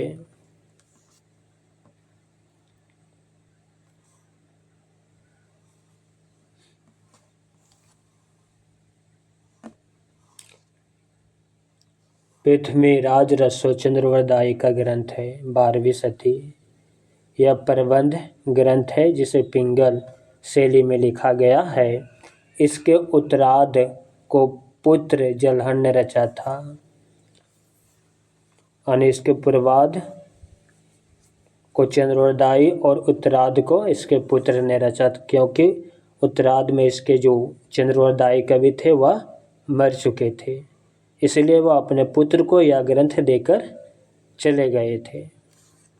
पृथ्वीराज चौहान के शौर्य और वीरता के अलावा संयुक्ता के साथ उनकी प्रेम कहानी का भी सुंदर वर्णन किया है। 69 समय जिसे सर्ग भी कह सकते हैं और 68 प्रकार के छंदों का प्रयोग है। मुख्य छंद है कवित, छपाई, दुहा, तोमर, त्रोटक, गाहा और आर्या। चंद कवि छपाई छंद को विशेषज्ञ थे। जो चंद कवि अर्थात चंद्रवरदाई कवि जो थे वे छपाई छंद के विशेषज्ञ थे।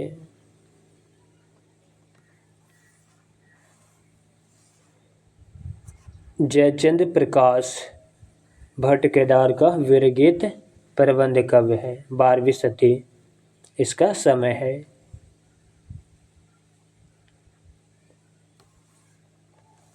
और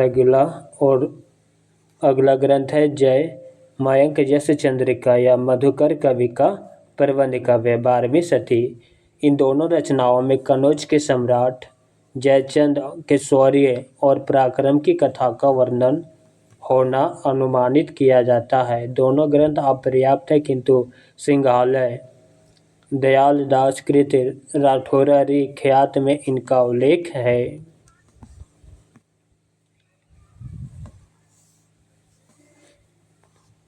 परमाल रसो जगनिक कवि का वीरगीत ग्रंथ है 13वीं सदी। महोबा के राजा परमाल देव के दो वीरों अल्लाह और उदय सिंह की वीरता का वर्णन है। उत्तर प्रदेश में वर्षा ऋतु में अल्लाह खंड के नाम से गाया जाता है। केंद्र बिस्वाड़ा है। फर्रुखाबाद के तत्कालीन कलेक्टर चार्ल्स इलियट ने सर्वप्रथम 1865 ईस्वी में इसे प्रकाशित करवाया था। रणमल छंद श्रीधर कवि का वीरगीत ग्रंथ है 14वीं सदी। इधर के राठौर राजा रणमल की पाटन के सूबेदार जफर खां पर प्राप्त विजय का वर्णन है। सरांगधर कृत हामिर रसो 14वीं सदी भी रसो काव्य है जो अनुपलब्ध है।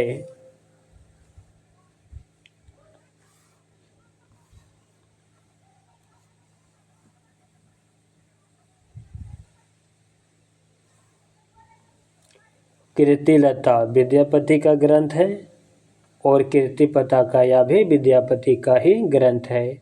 14वीं सदी का अंत या 15वीं सदी का आरंभ इन दोनों का समय है। प्रबंध यानी पूर्वी अपभ्रंश का प्रबंध काव्य है जिसमें पूर्वी अपभ्रंश भाषा का प्रयोग हुआ है। कीर्तिलता तिरहुत के राजा कीर्ति सिंह द्वारा अपने पिता का बदला लेने का वर्णन है। ऐतिहासिक महत्व जौनपुर नगर का अर्थात वर्णन है। कवि ने इसे स्वयं कहानी कहा। स्वयं इसकी भाषा को अवहट कहा। इसकी रचना वृंग वृंगी संवाद में है। कीर्ति पताका ग्रंथ यह अपर्याप्त है। तिरहुत के राजा शिव सिंह की प्रशस्ति का इसमें वर्णन है। कीर्तिलता ग्रंथ में कीर्ति सिंह का और कीर्ति पताका ग्रंथ में राजा शिव सिंह का वर्णन है।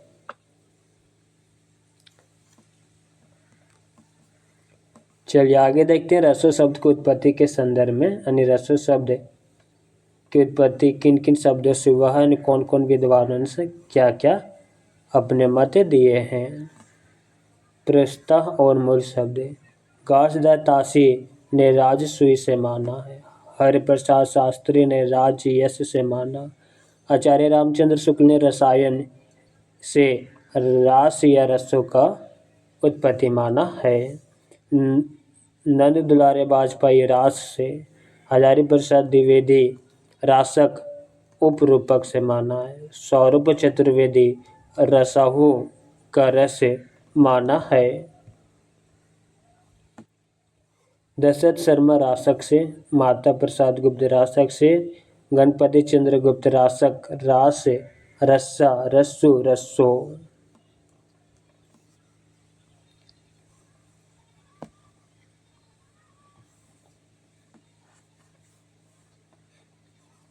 पृथ्वीराज रस्सो ग्रंथ के बारे में देखेंगे जो कि चंद्रवरदायी का है। मिश्र बंधुओं ने लिखा है कि हिंदी का वास्तविक प्रथम महाकवि चंद्रवरदायी को ही कहा जा सकता है। आचार्य शुक्ल का कथन। ये चंद्रवरदायी हिंदी के प्रथम महाकवि माने जाते हैं और इनका पृथ्वीराज रस्सो हिंदी का प्रथम महाकाव्य है। रामस्वरूप चतुर्वेदी का कथन। पृथ्वीराज रसाहू हिंदी की अपनी महाकाव्य परंपरा की बड़ी उपयुक्त प्रस्तावना है। हिंदी का चरित्र पहली बार ही बड़े मोहक रूप में भाषा और संवेदना के दोनों स्तरों पर इसमें निखर कर आया है। बच्चन सिंह का कथन।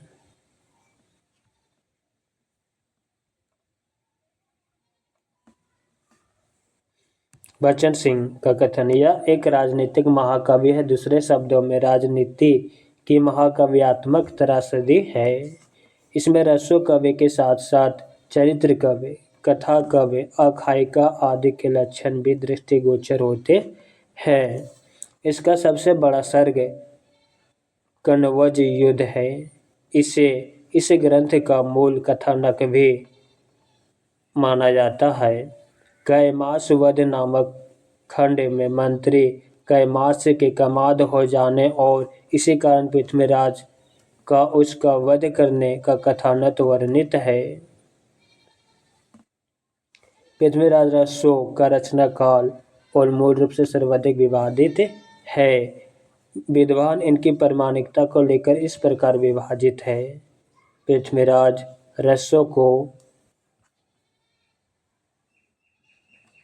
प्रामाणिक मानने वाले विद्वानों में मिश्र बंधु प्रामाणिक मानते हैं। श्याम सुंदर दास, मोहनलाल विष्णुलाल पांडे और कर्नल टांड या जो कवि है या सभी पृथ्वीराज रसो को प्रामाणिक मानते हैं।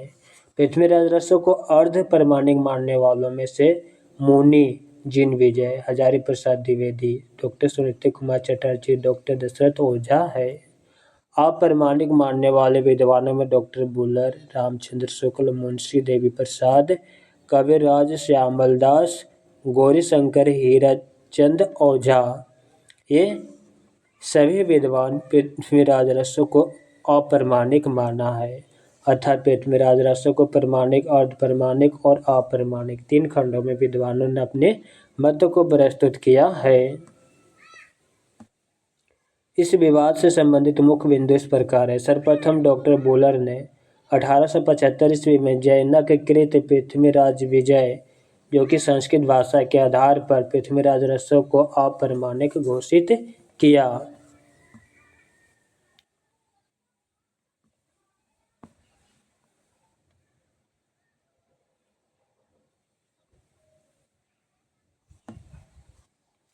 मोहनलाल विष्णुलाल पांडे के अनुसार इनकी तिथियों में वास्तविक तिथियों से 90 से 91 वर्ष का अंतर प्रयास किया गया है। इस प्रकार इन्होंने आनंद समवत की परिकल्पना की। हजारी प्रसाद द्विवेदी का कथन, इसकी रचना सुख सुखी संवाद में हुई थी। जिन सर्गों में यह शैली नहीं मिलती है उसे प्रक्षिप्त मानना चाहिए। इससे वे अंश ही प्रक्षिप्त सिद्ध होते हैं जिनमें इतिहास विरुद्ध तथ्य है। आदिकालीन काव्य ग्रंथों में कथा कहने की परंपरा को लक्ष्य करके हजारी प्रसाद द्विवेदी ने पृथ्वीराज रसो के संदर्भ में लिखा है।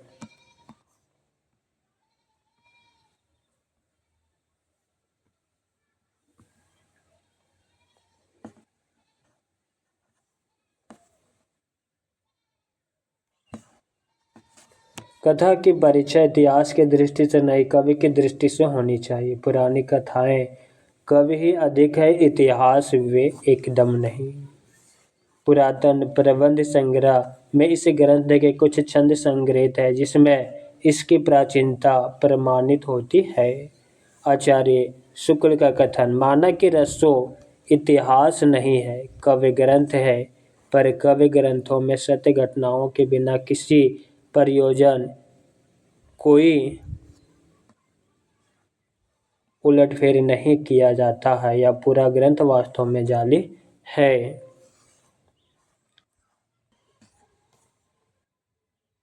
मित्रों, नेक्स्ट क्लास में हम लौकिक साहित्य से लेकर आगे के टॉपिक आदिकाल में लेकर आएंगे। आज की क्लास को यहीं पे समाप्त करते हैं। क्लास कैसा लगा कमेंट बॉक्स में बस लिखिएगा। साथ ही अपने रचना, लौकिक साहित्य का रचना एवं रचनाकार, समय अनस्मरणीय बिंदु, ढोला मारूरा दुहा कलोल कवि का यह रचना है। 11वीं सदी इसका समय है। लोक प्रचलित प्रेम कवि, राजस्थान में अधिक लोकप्रिय, राजकुमार ढोला और राजकुमारी मरवानी की कथा। इसमें नारी हृदय की अत्यंत मार्मिक व्यंजना मिलती है। हजारी प्रसाद द्विवेदी ने इसके दोहे को हेमचंद्र और बिहारी के दोहे के बीच की कड़ी माना है। अमीर खुसरो की रचनाएं 100 बताई जाती है, जिनमें मुख्य है खलीक बरी, पहेलियाँ, मुकरिया, दो सुखने, गजल आदि। अमीर खुसरो का समय 1255 से 1325 ईस्वी है। इनकी पहेलियाँ और मुकरिया में उक्ति वैचित्र की प्रधानता है। आवाज़ ए खुश रवि इनकी संगीत संबंधी ग्रंथ है। खालिक बरी वस्तुतः फारसी हिंदी शब्दकोश है। इनके ग्रंथ नूर सिपहार में भारतीय बोलियों का विस्तृत वर्णन है।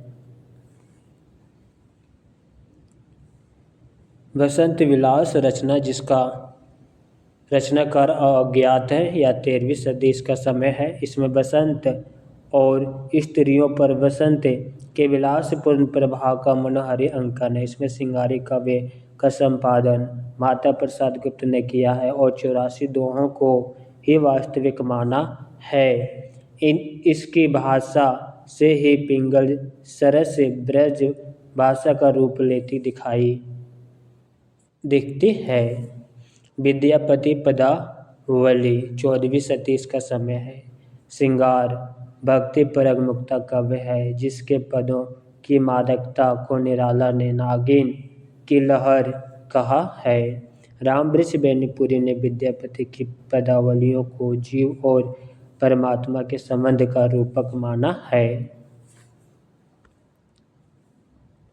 उपर्युक्त चारों काव्य ग्रंथों एवं कवियों की भाषा प्राकृत की रूढ़ियों से बहुत कुछ या लगभग मुक्त ही है, जबकि तीनों गद्य ग्रंथों की भाषा पर प्राकृत की रूढ़ियों का प्रभाव मिलता है। गद्य के तीनों ग्रंथों से आशा है राउल वेल, उक्ति, व्यक्ति, प्राकरण, वर्ण, रत्नाकर।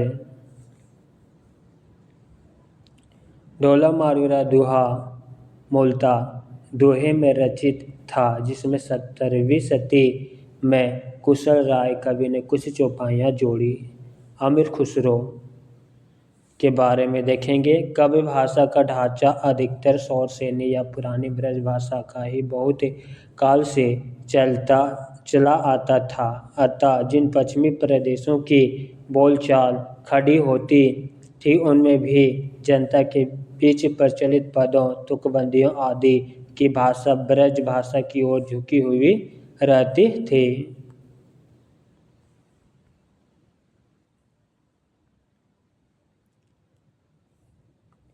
खुसरो को खड़ी बोली हिंदी का प्रथम कवि माना जाता है। इनका नाम अबुल हसन था और इनके गुरु निजामुद्दीन औलिया थे। संगीत में ये कव्वाली, तरान, गायन शैली और सितार के जन्मदाता माने जाते हैं। आमिर खुसरो को निम्न उपाधियों से नवाजा गया है। तोता-ए हिंदी अलाउद्दीन खिलजी द्वारा, कवियों में राजकुमार प्रसिद्ध इतिहासज्ञ डॉक्टर ईश्वरी प्रसाद द्वारा दिया गया। अवधी का प्रथम कवि डॉक्टर रामकुमार वर्मा द्वारा। विद्यापति का समय 1350 से 1450 ईस्वी अर्थात 1360 में जन्म हुआ और मृत्यु 1450 ईस्वी में हुआ। पंडित हरि मिश्र के शिष्य थे। इन्होंने 3 भाषाओं में 14 ग्रंथों की रचना की है।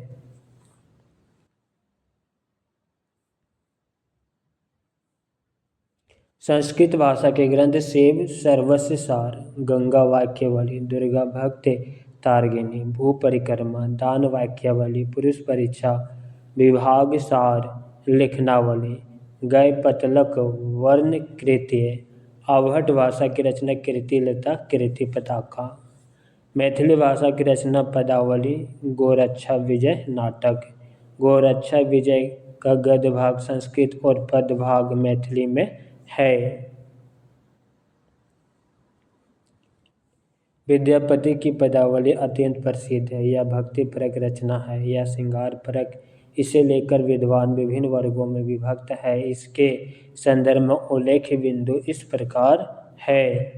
पदावली में प्रार्थना और नचारी के अंतर्गत पदों में दुर्गा, गंगा, जानकी, शिव, कृष्ण की आराधना गीत है। अतः बहुत से विद्वानों ने इन्हें भक्त कवि माना है। मिथिला में इन्हें कोई वैष्णव भक्त कवि नहीं मानता, जबकि बंगाल में मानते हैं। आचार्य रामचंद्र शुक्ल के अनुसार विद्यापति के पद अधिकतर श्रृंगार के ही हैं, जिनमें नायिका और नायक राधा कृष्ण है। विद्यापति को कृष्ण भक्तों की परंपरा में नहीं समझना चाहिए।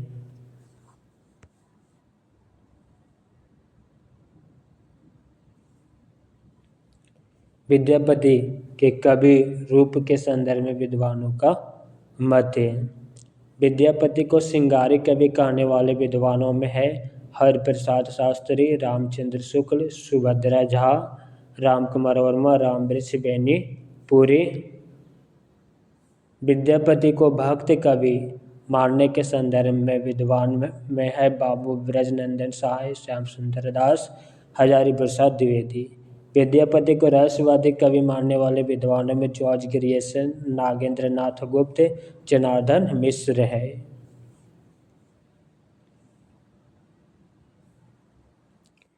इनका संबंध शैव संप्रदाय से था। हिंदी में इन्हें कृष्ण गीति परंपरा का प्रवर्तक माना जाता है, जबकि हरिप्रसाद शास्त्री इन्हें पंचदेव उपासक माना। बच्चन सिंह ने इन्हें जातीय कवि कहा। निराला ने पदावली के पदों को नागिन की लहर कहा। हजारी प्रसाद द्विवेदी ने श्रृंगार रस के सिद्ध वाक्य कवि कहा है।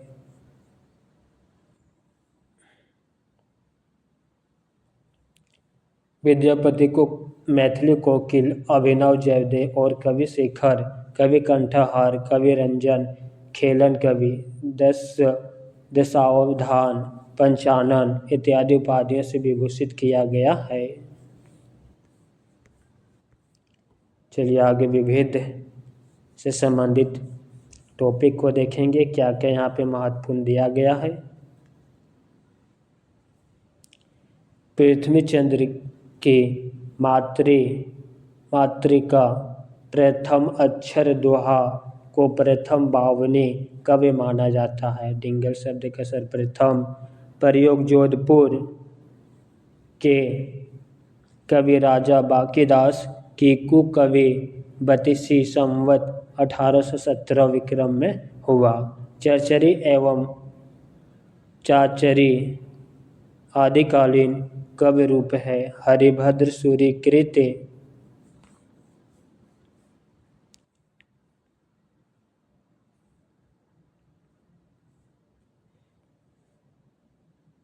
सम्राई चकहा में इसका प्राचीनतम उपयोग मिलता है। जगत सुंदरी प्रयोगमाला एक वेदक ग्रंथ है। इसके रचयिता ज्ञात नहीं है। दुआ चौपाई छंद में भागवत गीता का अनुवाद करने वाला हिंदी का प्रथम कवि भुवाल 10वीं शती है। गद्य साहित्य से संबंधित यहाँ पर टॉपिक को देखेंगे कि इसमें कौन कौन से महत्वपूर्ण रचना शामिल है। कुबलयमाला कहा उद्यतन सूरी का रचना है। समय 9वीं शती। यह आरंभिक उल्लेख गद्य ग्रंथ अपनी भाषा के कारण चर्चित है। इसमें कुछ एक स्थानों पर उस समय की सामान्य प्रचलित भाषा का सुंदर रूप मिलता है। राउल वेल रोड कवि की रचना है 10वीं शती। यह शिलांकित कृति है एवं गद्य पद मिश्रित चंपू काव्य है। इसमें राउल नामक नायिका का नखशिख वर्णन है। इसमें हिंदी में नखशिख वर्णन की परंपरा का आरंभ होता है। उक्ति व्यक्ति प्राकरण दामोदर शर्मा की रचना 12वीं शती। बनारस और आसपास के प्रदेशों की संस्कृति और भाषा आदि पर प्रकाश डाला गया है। इससे उस युग के कवि रूपों की जानकारी भी प्राप्त होती है। इस दृष्टि से इसे हजारी प्रसाद द्विवेदी ने अत्यंत महत्वपूर्ण माना। व्याकरण के अनुकूल व्यवस्थित यह व्याकरण शास्त्र है। वर्ण रत्नाकर ज्योतिश्वर ठाकुर की रचना 14वीं शती। हिंदू दरबार और भारतीय जीवन पद्धति का अर्थात चित्रण। मैथिली हिंदी में रचित यह ग्रंथ शब्दकोश से प्रतीत होता है। सुनीति कुमार चटर्जी ने इसका संपादन किया। महत्वपूर्ण कवि पंक्तियों को देखेंगे। आदिकाल में किन किन कवियों का महत्वपूर्ण पंक्ति उसे देखते हैं जो बार बार परीक्षाओं में रिपीट हो रहा है। उन्हीं सब पंक्ति को यहाँ पे दिया गया है। देवसेन की पंक्ति जो चीन शासन भसिया हूँ सो भई कहियड सारू। सरहप्पा की पंक्ति पंडिया सहल सत बखानई देहाई बुध बसंत ना जनही अमन गमन ना तेन बिखंडी तोवी नी लजही भनही हाउ पंडित। सरहप्पा की पंक्ति है जो दिसंबर 2012 और जून 2015 नेट की परीक्षाओं में पूछा जा चुका है। सरहप्पा की पंक्ति आगम वे पुरानहि पनिया मान वहंती ब्रनहि माँ जनत ही बेहूँ एवही पड़ी आए चाऊ बेहूँ मस्ती परनी कुश लई पढ़त गरही बैसी अगी उन्नत।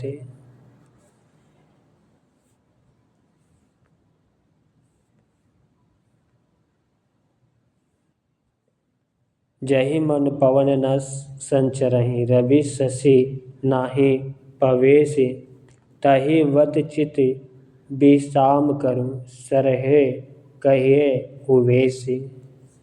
नाद न बिंदु न रवि शशि मंडल चिराहूँ सहावे मुकल घोर अंधारे चंदमणि जिमी उजाहू करहे परम महासु पशु कने दुरहि आशीष हरहि।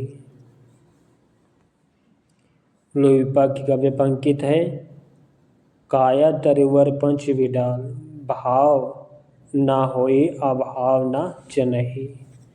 कनपा की पंक्ति हालो डोबी तो पुछमी सद्भवे सद्गुरु पा पै जाइन पुनु जिन उरा।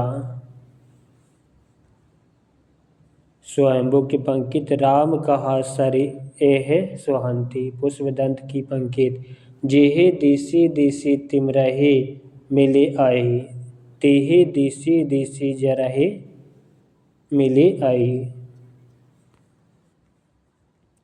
हेमचंद्र की पंक्ति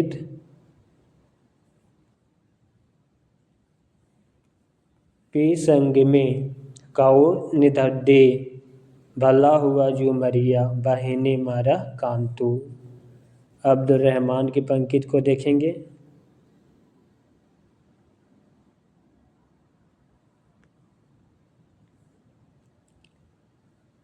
खंड भाषा पुराण चाकुरान कथित माया मया संदेश डहूँ सवित्य रड हहूँ कह नह असमाध्य। यह दोनों पंक्ति अब्दुल रहमान की है। चरपड़नाथ की पंक्ति तांबा तुबा ये दुही साचा राजा ही ते जोगी ऊंचा तांबा डूबे डूबे तरे जीवो जोगी राजा मरे किसका बेटा किसकी बहू आप स्वार्थ मिलिया सहू। गोरखनाथ की पंक्ति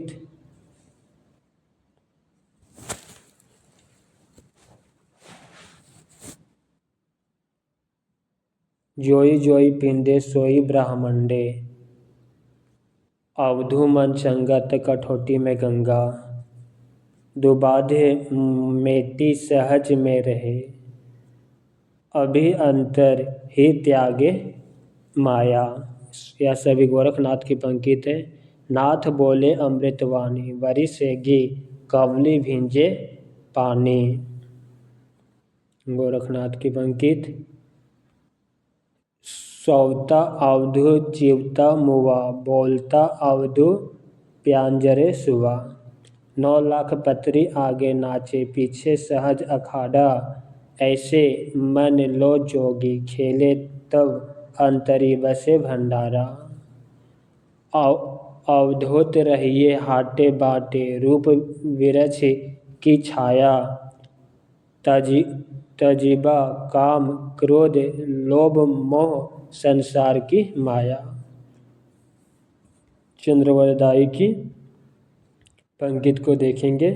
पुस्तक जलधन हथे दे चले गजन निरपेकाज राजनीति पैये गायन पैये सुजनिया उक्ति जुक्ति पैये अर्थ घटी बढ़ी उन्मनिया।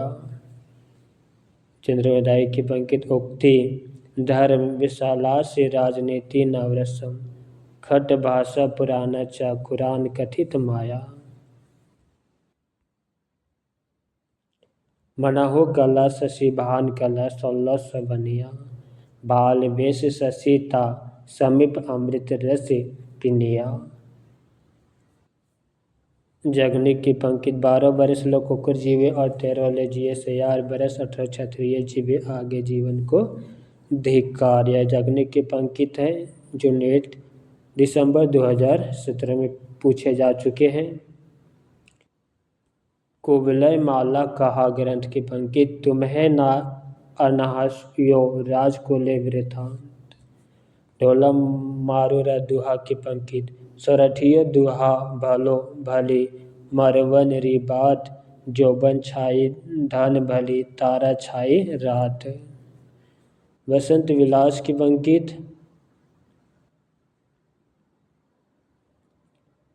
इनी पर कोयल कुजहि पुजहि इवती मनोर विधुर वियोगिनी दुजहि कुजहि मायन किशोर। चलिए आगे हम आमिर खुसरो के बारे में देखेंगे। आमिर खुसरो की इन पंक्तियों को आचार्य शुक्र ने इस प्रकार वर्णित किया है। नीचे खुसरो की कुछ पहेलियाँ दोहे और गीत दिए जाते हैं। एक थाल मोती से भरा सबके सिर पर औंधा धरा चारों ओर वह थाली फिरे मोती उससे एक न गिरे आकाश से।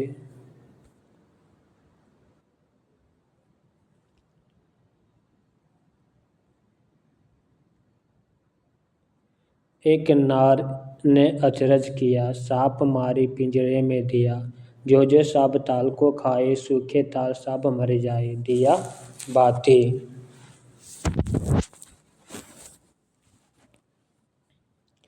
एक नार दो को ले बैठी, टेढ़ी होके बिल में बैठी, जिसके बैठे उसे सुहाए खुसरो, उसके बल बल जाए पैजामा। अर्थ तो इसका बूझेगा, मुंह देखे तो सूझेगा दर्पण। ऊपर के शब्दों में खड़ी बोली का कितना निखरा हुआ रूप है। अब इनके स्थान पर ब्रज भाषा के रूप देखिए। चुक भय कुछ वासो, ऐसी देश छोड़ भयो परदेसी। एक नार पिया को भाने, तन बाको सागरा जो पाने। चाम मास वाके नाही नेक, हाड में वाके छेद। मोहि अचंभो आवत ऐसे, वामे जीव बसत है कैसे। अब नीचे दोहे और गीत बिल्कुल ब्रज भाषा अर्थात मुख्य प्रचलित कव्य भाषा में देखिए। उज्ज्वल वरण अधीन तन, एक चित दो ध्यान, देखत में तो साधु है निपट पाप की खान। खुसरो रैन सुहाग की, जग्गी पी के संग।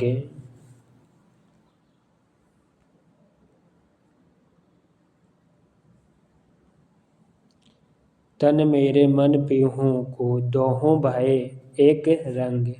गोरी सोवे सेज पर, मुख पर डारे केस, चल खुसरो घर आपन रैन भई चाहु देश।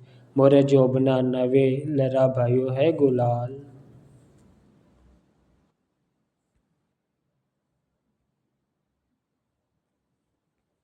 कैसे गर देनी कस मोरी माल, सुनी सेज डरावन लागे, बिरहा आगिन मोहि डस डस जाए।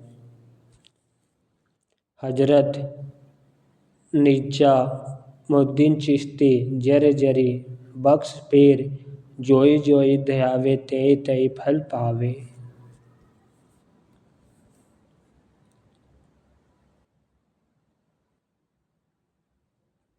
मेरे मन की मुराद भर दीजे अमीर।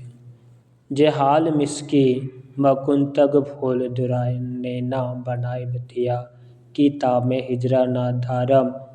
एहे जहाँ ना लेहू कहे लगाए छतिया, सबाने हिजरा दराज चू जुल्फ व रोजे बसलत चू उम्र कुतहा। सखी पी को जो मैं ना देखूं, तो कैसे काटूं अंधेरी रतिया।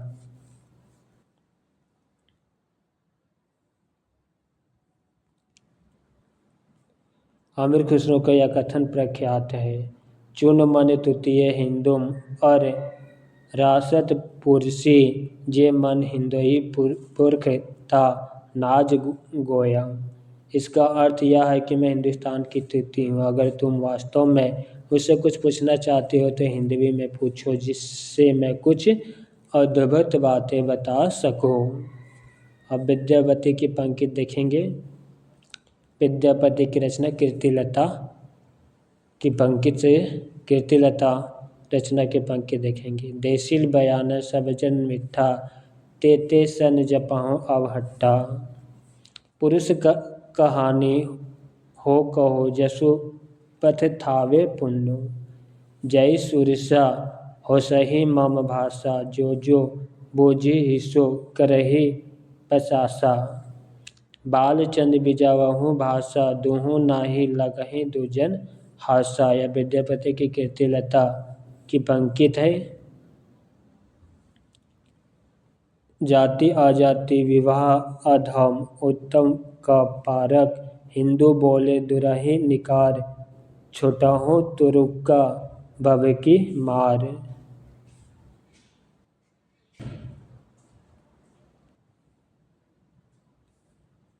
विद्यापति पदावली से। खन्ने खन्ने नयन कौन अनुसरहि, खन्ने खन्ने बसन धोले तनु भरहि। शुद्धा मुख के विहि निर्मल बाला, अरूप रूप मनोभा मंगल त्रिभुवन विजयी माला। सरस बसंत समय भाल पावली, दक्षिण पावन व धीरे। यह विद्यापति की पदावली से अंकित है।